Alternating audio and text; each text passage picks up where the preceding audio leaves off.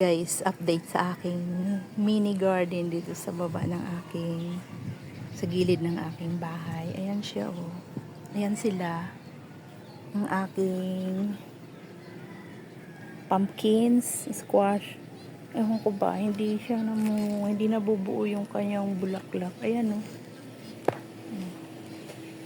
May mga bulaklak siya. Ayun, sa baba. Meron ako doong ground cherry. Ayan, nasa baba na. Puntahan natin, mangunguha tayo ng gulay. Ayan. Ilang puno na lang yung taro ko. 3 na lang ata. Ayan yung isa, nakatago. Saka ayun. Saka yung tumaba dahil nanguha ako ng mga dahon ginulay namin nung last week. 2 weeks ago. Ayan, pupunta tayo sa baba. Ayan na, ito yung makabuhay ko. Ganito lang kalaki yung kinuha ko niyan. Yan, ganyan lang. Tapos ayan na. Ang ganda sa mga sugat niyan. Yan. Dito na. Yan. Dami akong saluyot or jute leaves. Ayan. Next month, mangunguha na naman ako ng dahon nitong aking taro. Ayan yung taro ko ngayon. May mga maliliit din sa baba. Ayan. Ayan. Ang dami kong saluyot, oh. Sinabod ko lang yan dito. Hindi maganda yung lupa, puro buhangin lang dito. Ganyan, oh. Yan ang mga buhangin. Ito yung aking tino. Nabuhay lang dito, isang puno to. Kaya inalagaan ko. Ground cherry. Yan, marami siyang bunga. Maraming bunga. Isang puno lang, pero ang laki niya. Ito yung kanyang mga stem. Tapos may stem din na isa dito. Ayan. Tapos ito. Ayan. Ayan. Ang aking ground cherries. Ang daming bunga. It's wild. Nabuhay lang dito sa my garden ko. Inalagaan ko. Ayan. Ayan. Nanguha lang ako dito ng dahon ng malunggay, moringa. Ito na.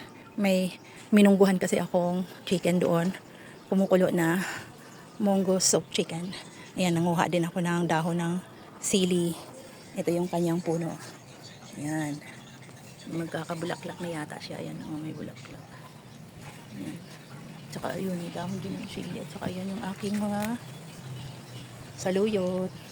Yung aking mga dahon ng kamote. Ayan. Meron akong ayan.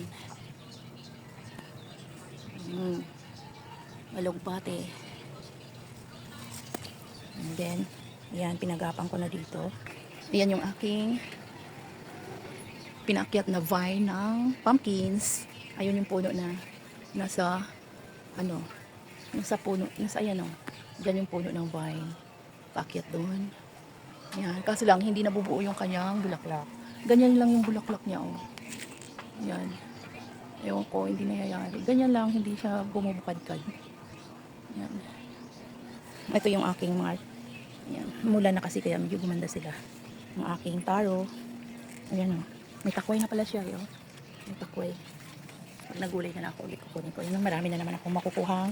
May makukuha na naman ako ditong 2 dahon. Dito, isa.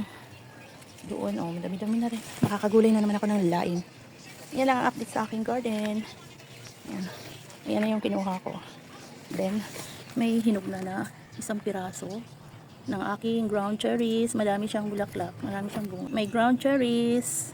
Isang puno lang. It's wild. Nabuhay lang siya dito. Then, famous pala ito sa America at UK. Kahit sa supermarket nila meron. Pero dito sa Philippines, it's only wild. Hindi ito pinapansin dito sa Philippines. Ngayon lang pinansin dahil nagba-viral o nagtitrending sa media.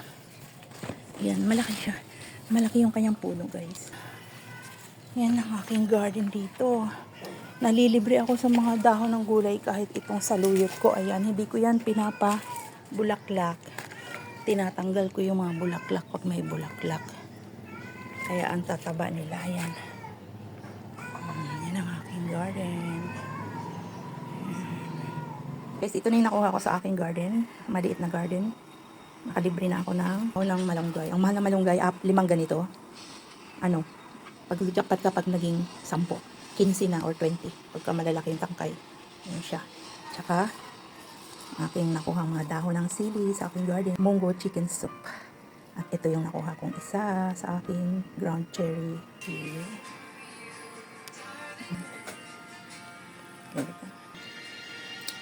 Ayan na yung aking munggo chicken soup.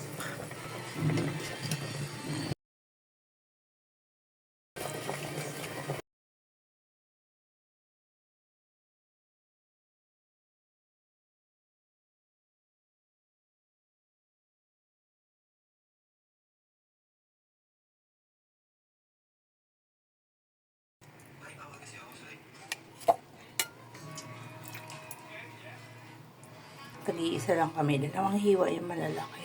Pakpak.